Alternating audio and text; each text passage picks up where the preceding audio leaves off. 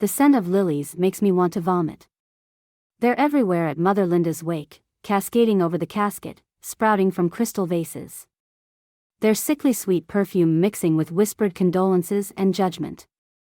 I stand alone in the corner of our living room, watching my husband Mark sway slightly as he raises another glass of scotch to his lips. I'm Elise, and until today, I thought I understood the meaning of family loyalty. She trusted you to take care of her. Mark's voice cuts through the murmur of conversation. He's looking directly at me now, eyes glazed but focused with a frightening intensity. You were supposed to watch her medication. Where were you that morning, Elise? The room goes quiet. Dozens of eyes turn toward me, waiting. I feel the weight of their stares, the slight tilt of their heads as they lean in for the drama about to unfold. My throat closes up, and I grip my water glass so hard I'm afraid it might shatter. Mark, you're drunk, I manage to say, but my voice sounds weak, even to me. This isn't the time or place. When is the time? He stalks toward me, drink sloshing over the rim of his glass. My mother is dead, and you were supposed to be there. You were always so eager to be her favorite, weren't you?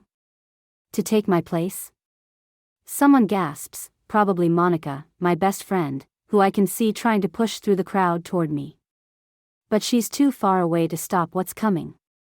Tell them, Mark continues, his face inches from mine now. Tell them how you convinced her to change her will last month. Tell them about your little private meetings with Tom. The mention of Tom, our family lawyer and Linda's closest friend, makes my stomach lurch. Because Mark doesn't know. He can't know what his mother really told me during those meetings, what she revealed about him in those final weeks. Your mother loved me, I say quietly, meeting his gaze. She trusted me because you manipulated her. The scotch glass hits the wall beside my head, shattering. Several people cry out, and Monica finally breaks through, grabbing Mark's arm. That's enough, she snaps. You're making a scene at your own mother's wake. But I barely hear her. I'm watching the amber liquid drip down the wall, forming patterns like tears. Like the ones Linda cried when she showed me the documents, when she made me promise to wait until after she was gone before I used them. I think you should leave, I tell Mark, surprising myself with how steady my voice sounds. Go sleep it off. We can discuss this tomorrow. He laughs, a harsh, ugly sound that I've never heard from him before. Discuss what? How you turned my mother against me? How you've been plotting behind my back? Mark, Tom's voice rings out from across the room. That's enough. Let me drive you home. My husband's face twists into something I don't recognize. For a moment, I think he might actually strike me. Instead, he leans in close, his breath hot against my ear. You think you've won, he whispers. You have no idea what's coming. He straightens up, adjusts his tie, and walks out without another word. The room erupts in whispers, but I remain frozen, staring at the wet spot on the wall where the glass shattered. Linda knew this would happen. She warned me about Mark's true nature, about the secrets she'd discovered. When the mask slips, she'd said, be ready. I touched the key hanging from the chain around my neck, the one Linda gave me 3 days before she died. The one that opens the safe deposit box containing everything I need to destroy her son. I'm ready now, I whisper to her memory, as the scent of lilies continues to suffocate the room. 3 days after the wake, I sit at Linda's kitchen table, surrounded by the remnants of her life. Every surface holds memories, the chipped blue teapot she used for our Sunday conversations. The worn cookbook with her handwritten notes in the margins, the small crystal bird she always kept by the window. Monica sorts through a stack of mail, her presence a steady comfort in the hollow quiet. You don't have to do this today, she says, watching me struggle with another box of photographs. I promised Linda I'd handle everything personally. My fingers traced the edge of a photo, Mark as a child, his mother's arms around him. Both smiling. She didn't trust Mark with any of it. Speaking of your charming husband, have you heard from him since the wake? I shake my head, picking up another photo. This one's more recent, Linda and me in her garden last summer. He's staying at the Peninsula Hotel. Sent a text saying he needs space to grieve properly. The bitterness in my laugh surprises even me. Space to lick his wounds, you mean? Monica drops a stack of envelopes. What he did at the wake was unforgivable. Before I can respond, the front door opens. Tom appears in the kitchen doorway, his usual composed demeanor slightly ruffled. Elise, we need to talk. Privately. Monica stands, gathering her purse. I'll get coffee. The usual for everyone? Once she's gone, Tom sits across from me, placing a thick manila envelope on the table. Linda left specific instructions about timing. She wanted you to have this exactly 3 days after the wake. My hand shakes as I reach for the envelope. Why wait? She said you'd need time to see Mark's true colors first. Tom's eyes drift to the slight bruise on my wrist, a souvenir from Mark's grip at the wake that I thought I'd hidden well enough.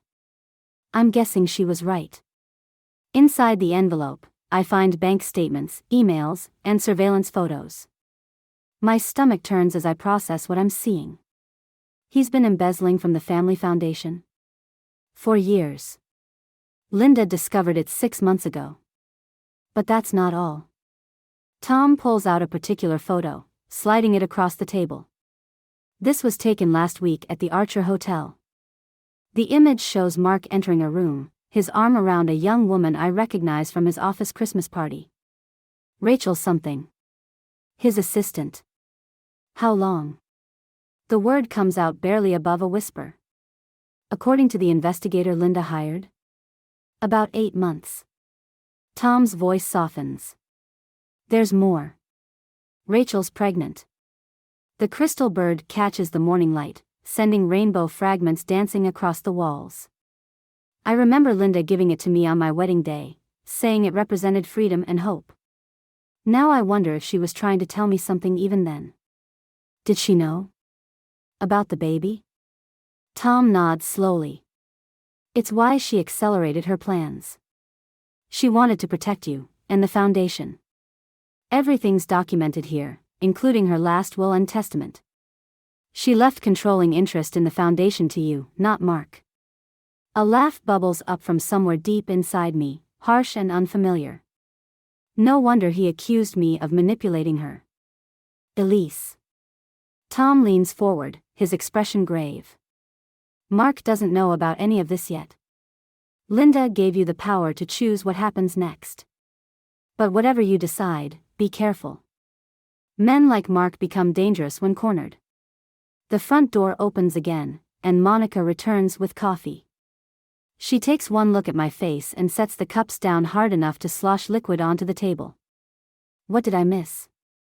I stare at the spreading coffee stain, watching it seep into the edges of the damning photographs. 7 years of marriage, of supporting Mark's career while putting mine on hold, of playing the perfect wife while he... Everything, I say, finally looking up at my friends. And nothing. Linda knew all along. She was giving me an escape route. So what are you going to do? Monica asks. I pick up the crystal bird, holding it to the light. Its wings seem poised for flight, sharp edges glinting like weapons. I'm going to do exactly what Linda taught me, I say, my voice steady. I'm going to be patient, precise, and absolutely merciless. The Archer Hotel lobby gleams with polished marble and false promises. I sit in a high-backed chair, pretending to read a magazine while watching the elevator banks. My hands don't shake anymore when I think about what I'm about to do. A soft ding announces the elevator's arrival. Rachel steps out, one hand resting unconsciously on her stomach, a gesture so intimate it makes my throat tight. She hasn't noticed me yet, too busy checking her phone as she walks toward the coffee shop. I follow, timing my entrance perfectly. When she turns from the counter with her decaf latte, I'm directly in her path. Oh. She stumbles slightly, recognition flooding her face. Mrs. Harrison, Elise, I'm so sorry about Linda. The whole office was shocked. The whole office. where she sits at my husband's right hand, carrying his child while I buried his mother. Thank you, Rachel. I gesture to an empty table. Would you join me? There's something we should discuss. Color drains from her face, but social conditioning wins out. She sits, both hands now wrapped around her cup. I'm actually running late for your 10 o'clock appointment at the obstetrics clinic? The words slip out like silk-wrapped daggers. Don't worry, I called and rescheduled it for you. Dr. Matthews was very understanding. Rachel's cup hits the saucer with a sharp clink. How did you dash? The same way I know about the apartment Mark bought you on Lakeshore Drive. I slide my phone across the table, showing her the lease agreement. The same way I know about the offshore account he opened in your name. It's not what you think, she whispers, but her hand moves protectively over her stomach again. It's exactly what I think. But here's what you don't know. I lean forward, keeping my voice gentle. Mark's been embezzling from his mother's foundation for years. The FBI is already investigating. That apartment? Those accounts? They're all traceable back to stolen money. Her face crumples. No, he said the money was from his inheritance Mark doesn't have an inheritance anymore. Linda left everything to me. I pull out another document, a copy of the will. He's been lying to you, Rachel. Just like he lied to me. Just like he lied to his mother. The coffee shop bustles around us, but we might as well be in a vacuum. Rachel stares at the papers, her hands trembling. What do you want from me? Your cooperation. I slide a business card across the table. This is Tom Harrison's number, the family lawyer. He'll help you protect yourself and the baby. But you need to act quickly, before Mark realizes what's happening. He'll never forgive me, she whispers. He'll never forgive any of us. That's why we have to be smarter than him. The elevator dings again. Through the coffee shop's glass walls, I see Mark stride into the lobby, checking his watch. Rachel sees him too, her whole body goes rigid. He's early, she breathes. We have a lunch. He can't see us together. Then make your choice now. I stand, gathering my things. Call Tom or don't. But remember, Mark will sacrifice anyone to save himself. Even the mother of his child. I leave through the side exit as Mark enters the coffee shop. Through the glass, I watch their reunion, his casual kiss on her cheek, her forced smile, the way her hand trembles as she reaches for her phone. My own phone buzzes before I reach my car. A text from Tom, Rachel just called. Wants to meet tomorrow. Another piece falls into place. Linda's voice echoes in my memory from one of our last conversations. The truth is like water, dear. It finds its way out through the smallest cracks. I start my car, watching Mark and Rachel through the window. They look like any normal couple, except for the secrets stretching between them like tripwires, waiting to be triggered. I'm sorry, Rachel, I whisper to myself as I pull away. But sometimes the only way to drain the poison is to open all the wounds at once. The recordings crackle through Tom's office speakers, Linda's voice weaker than I remember but still sharp with purpose. He's been moving money since James died, she says. Small amounts at first, then larger. I should have seen it sooner. I press my fingers against my temples, fighting a mounting headache. 3 hours of listening to Linda's secret recordings, each revelation worse than the last. Tom sits behind his desk, taking notes, while Monica paces by the window. There's more, Tom says, queuing up another file. This one's from 2 weeks before she died. Linda's voice again, but now there's fear beneath her words. If anything happens to me, Tom, make sure Elise gets these recordings. Mark came by today, asking about changing the foundation's oversight structure. When I refused, I've never seen him like that. The recording ends. Monica stops pacing. Are you saying ? No, I cut her off. Linda had a heart condition. Mark didn't dash. But he knew about it, Tom interrupts gently. And according to her medical records, someone changed her prescription a week before she died. The room tilts slightly. I grip the arms of my chair, remembering Mark's accusations at the wake.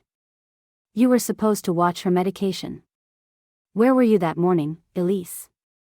My phone buzzes, a text from Rachel, emergency. Meet me at Millennium Park. Now. I have to go. I stand, gathering my coat. Rachel wants to meet. I'll come with you, Monica says. No. She'll only talk if I'm alone. The winter air hits like a slap as I hurry across Michigan Avenue. Rachel's already waiting by the bean, pacing in tight circles. Her face is blotchy from crying. He knows, she says before I can speak. Someone told him about our meeting at the hotel. What did he say? That I'm nothing. That he'll make sure I lose everything, the baby, my job, my reputation. Her laugh verges on hysteria. He said he knows how to handle disloyal women. That his mother taught him that. Ice spreads through my veins. What exactly did he say about Linda? That she tried to control him too, but he showed her who was really in charge. That's when he started talking about her medication, how easy it is for doctors to make mistakes when prescriptions get mixed up and she breaks off. Wrapping her arms around herself. I'm scared, Elise. Did you record any of this? She nods, pulling out her phone. I started recording as soon as he began threatening me. I thought. For the baby. Send it to Tom. Now. I grab her arm. Then you need to disappear for a while. I have a friend with a lake house in Wisconsin. Pack a bag and dash. Elise. Mark's voice cuts through the cold air. He's striding toward us, smiling that perfect public smile that used to make me feel safe. Rachel stiffens beside me. What a coincidence, he says, reaching us. My wife and my assistant, having a cozy chat. His eyes lock onto Rachel's phone. Sharing secrets? Just girl talk, I say, stepping slightly in front of Rachel. About the baby. Something dark flashes across his face. Rachel, sweetheart, why don't you give us a minute? My wife and I need to discuss family matters. She's not going anywhere with you. My voice doesn't shake. Neither am I. He leans in close, his breath warm against my ear. You think you're so clever, don't you? Playing detective with my mother's paranoid recordings? His fingers dig into my arm. But you forgot who taught me everything I know about power. About control. Let go of me, Mark. Or what? You'll run to Tom with more of your little theories? His grip tightens. Mother tried that too. Right up until her last breath. A flash goes off nearby, tourists taking photos of the bean. Mark releases me instantly, his public mask sliding back into place. But it's too late. I saw what was beneath it. Rachel, I say, not taking my eyes off my husband, send the recording. Now. Mark's smile doesn't waver, but his eyes go cold. You have no idea what you're starting. No, I say, finally understanding the full weight of Linda's warnings. I'm finishing what you started. The Foundation's annual gala fills the Art Institute's Grand Hall with Chicago's elite, all diamonds and designer suits. Champagne and carefully crafted lies. I stand at the edge of the crowd, watching Mark work the room like the consummate showman he is. Every handshake, every laugh, another strand in his web of deception. Everything's in place, Tom murmurs, appearing beside me with 2 champagne flutes. The FBI agent is here, posing as a donor. And Rachel's statement was recorded this morning before she left for Wisconsin. I take a sip, letting the bubbles burn my throat. Mark's been calling board members all week. He's trying to force an emergency vote to restructure the Foundation's leadership. He can't. Not without Dash. Ladies and gentlemen. Mark's voice booms through the hall. He stands at the podium, commanding attention like he always has. If I could have your attention, please. Tonight, we honor not just the Foundation's work, but the legacy of my beloved mother, Linda Harrison. The crowd quiets. I feel their eyes shift between Mark and me, hungry for more drama after his performance at the wake. My mother believed in protecting what matters most: family, integrity, trust. His gaze finds mine across the room. Which is why I must share some difficult news. We've discovered serious financial irregularities in the Foundation's accounts, dating back to when my mother first became ill. The whispers start immediately. Tom's hand tightens on his glass. It appears someone took advantage of her declining health, Mark continues, his voice heavy with manufactured concern. Someone she trusted implicitly.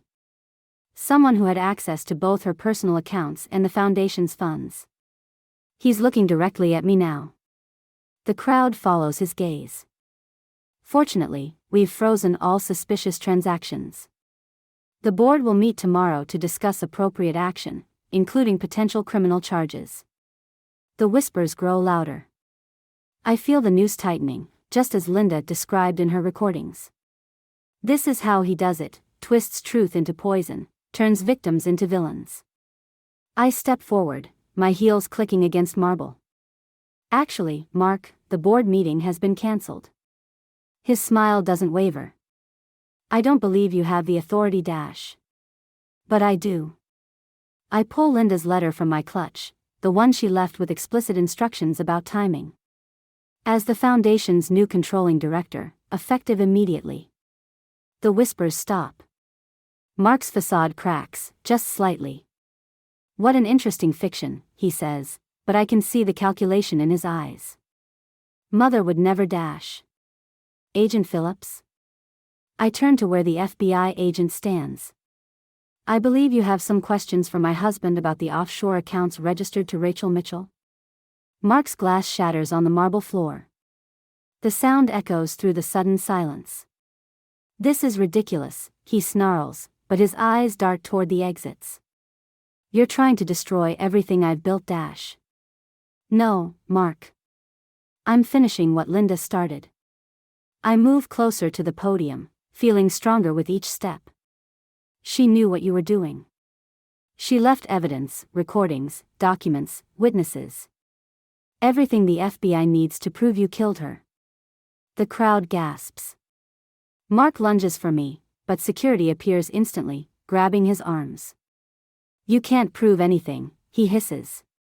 Your mother could, I say softly. That's why you changed her heart medication, isn't it? Because she finally stood up to you? His mask shatters completely. The rage beneath it is terrifying. She was weak, he spits. Just like you. Just like Rachel. You all think you can control me, but I'm the one who . Get him out of here, Agent Phillips orders. As security drags Mark away, he keeps shouting, his true nature on display for everyone to see. The crowd erupts in chaos. Phones appear, recording everything. Tomorrow, Chicago's elite will have a new scandal to dissect. Monica appears at my side, gripping my arm. Are you okay? I watch Mark disappear through the grand doors, still struggling, still shouting threats. The carefully constructed facade he spent years building lies shattered on the marble floor, mixed with broken glass and spilled champagne. No, I answer honestly. But I will be. I touch the key around my neck, Linda's last gift. Not just an escape route, but a weapon. She taught me well, sometimes the best revenge isn't just exposing the truth, but letting your enemy destroy themselves trying to hide it. Mark makes bail in less than 6 hours. I learn this when the kitchen window shatters at 3 a.m., sending glass across the tile floor where I stand barefoot, unable to sleep. His voice floats through the broken window, calm and precise. Did you really think it would be that easy? I back away from the window, my phone already in hand, but the screen stays black. Dead. The landline gives no dial tone. The police are on their way, I lie, moving toward the front door. But I know they're not. Mark's too careful for that. His laugh carries through the darkness. No, they're not. But Rachel called. She's having second thoughts about her statement. Amazing what the threat of a custody battle can do. The front door handle turns slowly. I'd changed the locks, but of course he'd have found a way around that. Mark always finds a way. The FBI has your confession from the gala, I say, retreating toward Linda's study. Everyone heard you dash. Heard what? A grieving son, emotional about his mother's death? My lawyers are already spinning it.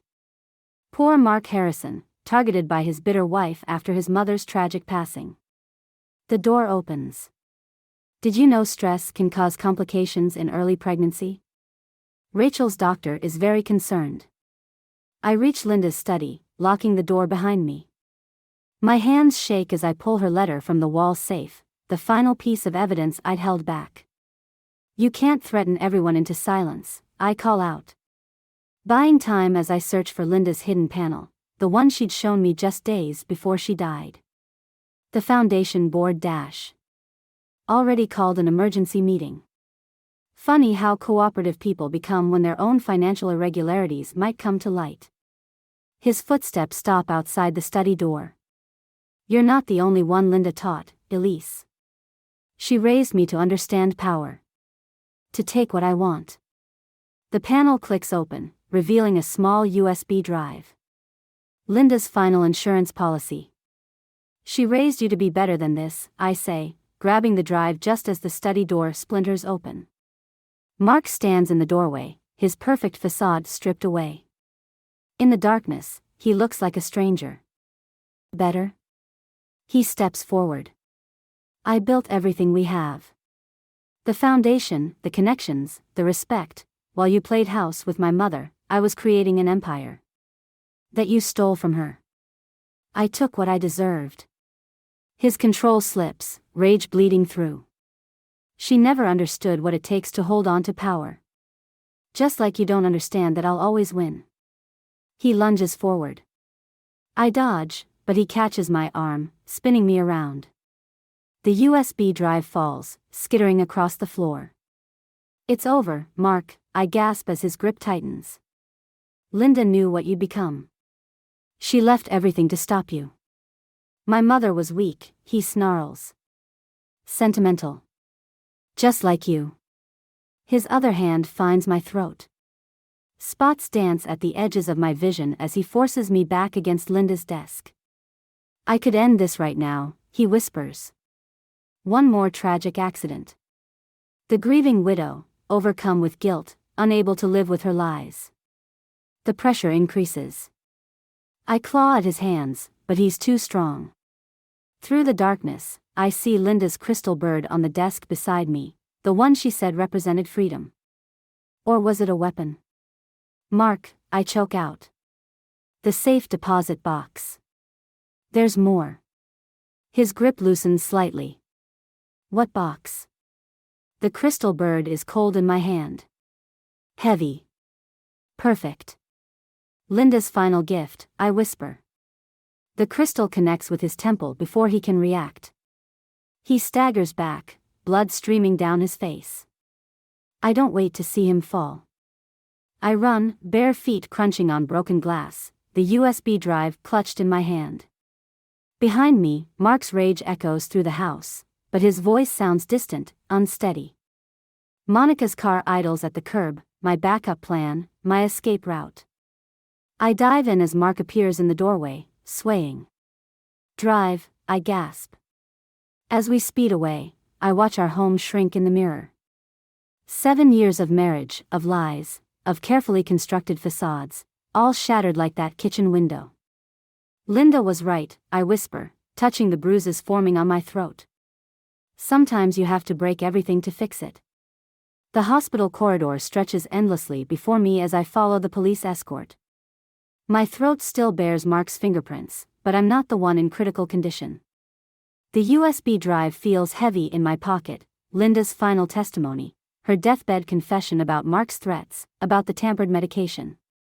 Rachel sits outside Mark's room, one hand protectively over her stomach.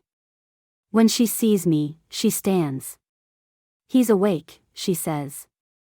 And he's already trying to spin the story. Claiming you attacked him without provocation. Did you tell them what really happened? She nods, touching her own neck where faint bruises mirror mine.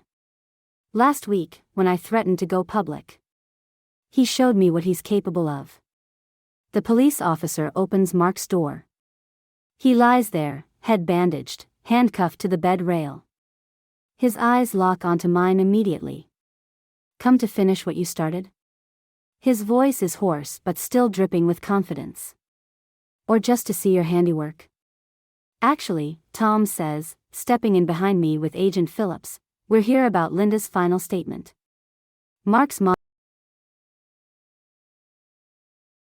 I pull out the USB drive. The one she recorded the night you threatened her. The one where she details exactly how you accessed her medication, how you warned her what would happen if she didn't sign over the foundation.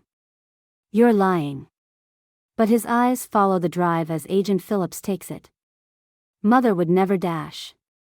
Play it, I tell Phillips.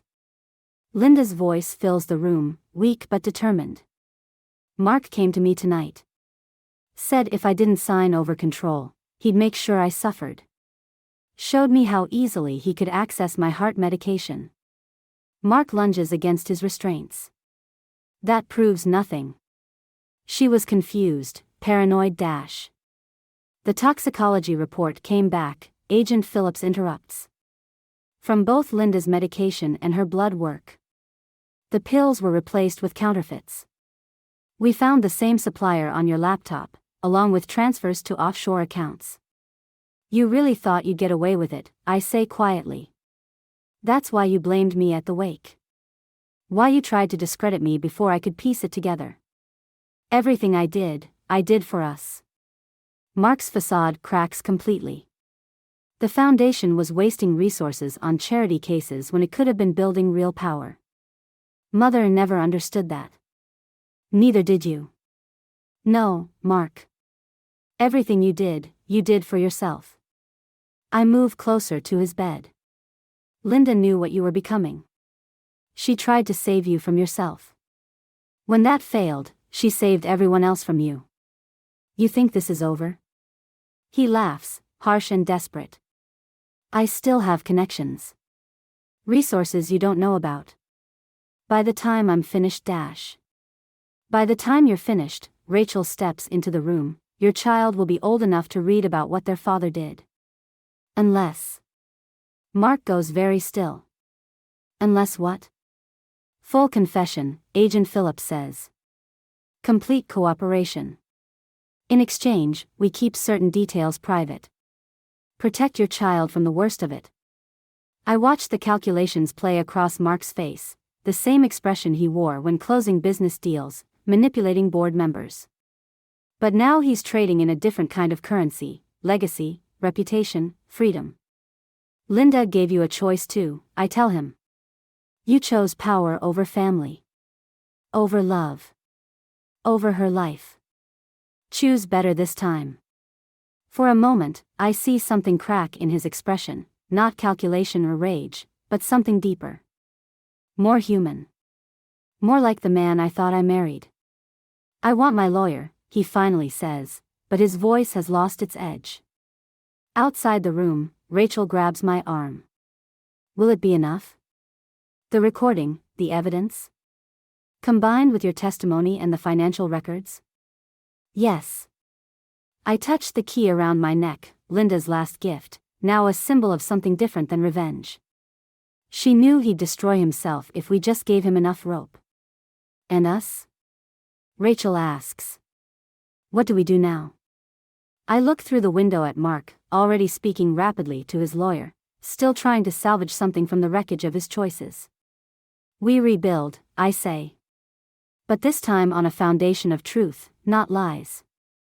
Linda would have wanted that. Not just revenge, but redemption, if not for Mark, then for those he hurt along the way. Snow dusts Linda's headstone as I place the crystal bird at its base. The morning light catches its wings, sending fractured rainbows across the marble. Behind me, Rachel's daughter gurgles in Monica's arms, 6 pounds of innocence named Linda, though we all pretend it's just a coincidence. The board approved the new foundation structure, Tom says, checking his phone. The women's shelter program launches next month. Linda would have loved that. She planned it all along. I traced the dates on the headstone. The shelter, the legal fund, even the counseling center. She left blueprints for everything. And Mark? 20 years. I stand, brushing snow from my knees. The plea deal spared Rachel from testifying, protected the foundation's reputation. It was the right choice. Monica shifts baby Linda to her other arm. Are you sure about selling the house? The question hangs in the crisp air. I think about those rooms, filled with memories both beautiful and poisoned. The kitchen where Linda taught me to make her famous apple pie. The study where Mark tried to strangle me. The garden where I first realized something was wrong with Linda's medication. Some things can't be rebuilt, I say finally. Sometimes you have to start fresh. Rachel approaches from her car, moving carefully on the snowy path. Her daughter reaches for her immediately, and something in my chest tightens watching them together. The prosecutor called, Rachel says, settling her daughter against her shoulder. They found more victims, other companies, other families. Mark's been cooperating. To reduce his sentence? To protect his daughter. She kisses her baby's head. Maybe that's the only good thing he has left to do. The crystal bird catches another shaft of sunlight, and suddenly I'm back in Linda's kitchen, the day she gave it to me. Power isn't about control, she'd said. It's about choice. About deciding what kind of person you want to be when everything falls apart. The foundation's annual gala is next week, Tom reminds me gently. The press will want statements about Mark, about the changes. Let them wait. I pull Linda's key from around my neck, the one that started everything. I have something else to do first. Monica understands immediately. The safe deposit box? You still haven't opened it? I needed time. I turned the key over in my hand. To be sure I was doing this for the right reasons. And now? Now I understand what Linda meant about choices. I pocket the key. Some secrets should stay buried. Some truths only hurt more people. What about justice? Rachel asks softly. Justice isn't always about punishment. I look at her daughter, at little Linda, who will someday ask questions about her father. Sometimes it's about protecting what matters most. The snow falls harder now, already covering our footprints. Soon it will cover the crystal bird too, until spring reveals it again. Like truth. Like healing. I'm keeping the key, I tell them. But I'm not using it. Linda trusted me to know the difference between revenge and justice. Between exposing truth and causing more pain. Monica hands the baby back to Rachel. Are you sure? There could be more evidence, more victims. There's enough evidence already. Mark will pay for what he did. I touched the headstone one last time. But his daughter deserves a chance at a different story. That's what Linda would have wanted, not just revenge, but redemption. Even if it's just for the innocent ones left behind. We walk back to our cars, leaving Linda's grave and the crystal bird behind. The snow continues to fall, erasing our presence, creating a clean slate. Just like Linda planned all along. In my pocket, the key feels lighter now. Not a weapon anymore, but a reminder. Some choices define us not by what we do, but by what we choose not to do. Some victories come not from destroying our enemies, but from refusing to become them. That, in the end, was Linda's greatest lesson. And her final gift to us all.